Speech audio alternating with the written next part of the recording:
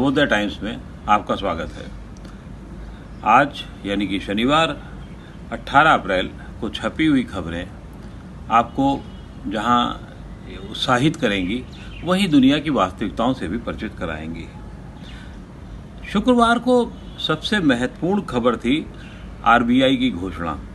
RBI ने नकदी बढ़ाने के लिए, बाजार को प्रोत्साहित करने के लिए, लघु उद्योग और मध्यम श्रेणी के उद्योगों को प्रोत्साहित करने के लिए एक नए पैकेज की घोषणा की है ताकि कोरोना काल से निपटा जा सके।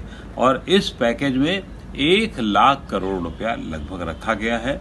बहुत सारा पैसा छोटे व्यापारियों के लिए है, मध्यम श्रेणी के व्यापारियों के लिए है, और ताकि वो अपनी ज़रूरतों के हिसाब से बैंकों से पैसा ले सकें। और बैंकों को इस काम में जुटने के लिए सरकार ने इतना पैसा देने की घोषणा की है आरबीआई के माध्यम से। और आरबीआई ने इसके लिए रिजर्व रेपो रेट कम कर दिया है। ये 0.25 कम किया गया है। रिजर्व रेपो रेट वो होता है जो बैंकों के पास पैसा होता है और बैंक अतिरिक्त पैसा अपना रिजर्व बैंक के पास जमा कराते हैं, तो उस पर इंटरेस्ट मिलता है। तो उससे वहाँ से पैसा हटा करके गवर्नमेंट ने उसको कहा है कि आप व्यापारियों को दीजिए ताकि ज़्यादा से ज़्यादा पैसा व्यापारियों को, छोटे लघु उद्योगों को, लोगों को दिया जा सके। इस पर कांग्रेस की प्रतिक्रिया भी है। कांग्रेस ने कहा है कि इस समय इस तरीके के पैसे देने से ज़्यादा ज़रूरी है कि सीधे बैंकों में खातों में लोगों को पैसा दिया जाए। दिल्ली का प्रमुख रूप से हमारा अखबार है और दिल्ली में बहुत सारी चीज़ें होती रहती हैं।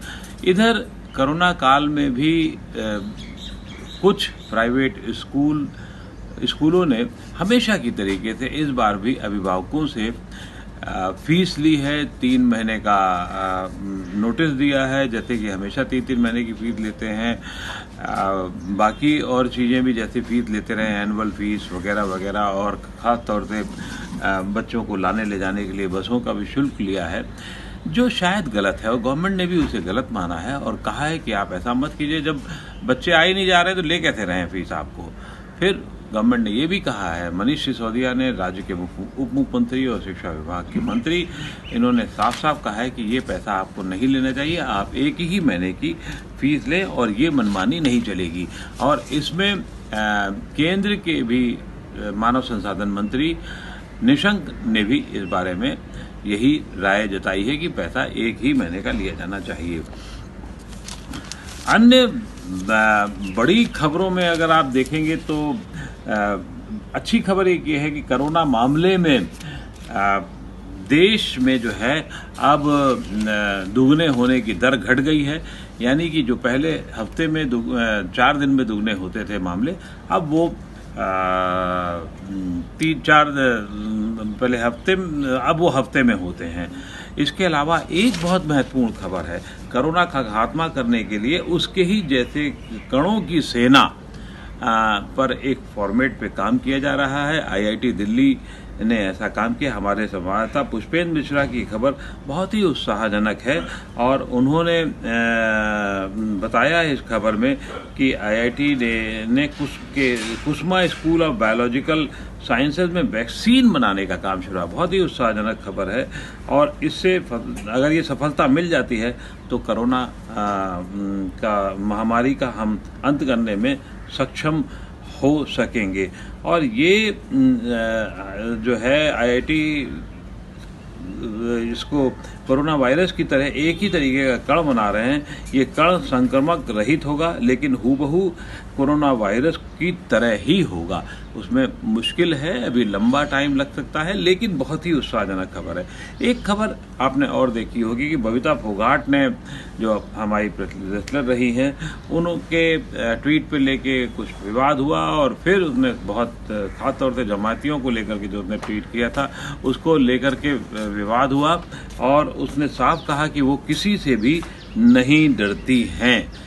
एक बहुत अजीबोगरीब खबर रही। इतना जब दौर चल रहा है तो उसमें कर्नाटक के मुख्यमंत्री कुमार स्वामी की खबर, उनके बेटे की शादी की खबर, जो फिल्म अभिनेता भी हैं उनकी खबर आई। और उस जब आपके जुटने में लोगों में पाबंदी है तो उनके फार्म हाउस में 200 से ज़्यादा लोग उनकी शादी में जमा हुए और एक तरीके से लॉकडाउन का मजाक उड़ाया गया। स्थानीय खबरों में जो कल पिज़्ज़ा डिलीवरी बॉय का मामला था उसमें सावित्री नगर में 3 लोग संक्रमित मिले हैं, जो चिंताजनक है। और दिल्ली में इसी तरीके से 8 और हॉटस्पॉट सील कर दिए गए हैं। मौलाना साद को लेकर के विवाद अभी ख़त्म नहीं होने जा रहा है। ईडी ने उनके खिलाफ बड़ी जांच शुरू कर दी है। दुनिया की खबरों में अचानक एक ऐसी खबर आई है कि चीन ने कोरोना से मरने वालों की संख्या में बड़ा बदलाव किया है। पहले 1290 मृतकों के नाम सूची में नहीं थे, अब वो सूची में शामिल कर दिए गए हैं और इस तरीके से वहाँ पर मृतकों की संख्या 4632 तक हो गई है। एक और खबर है, जहाँ एक तरफ अमेरिका में लोग काफ़ी मर रहे हैं, कल भी 2000 से ज़्यादा लोगों के मरने की सूचना थी। आज ट्रंप ने राज्यों को दे दिया है लॉकडाउन ख़त्म करने का अधिकार। पता नहीं इस खबर से क्या होगा, भगवान जाने।